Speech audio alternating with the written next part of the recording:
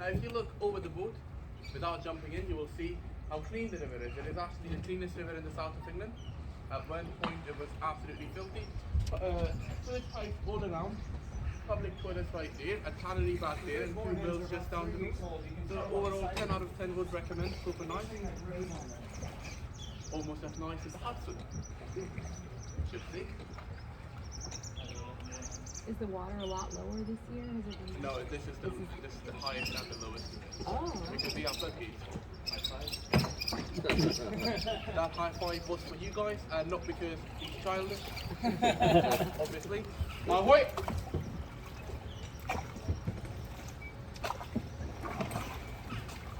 What part of Germany do you guys live in? Near Frankfurt.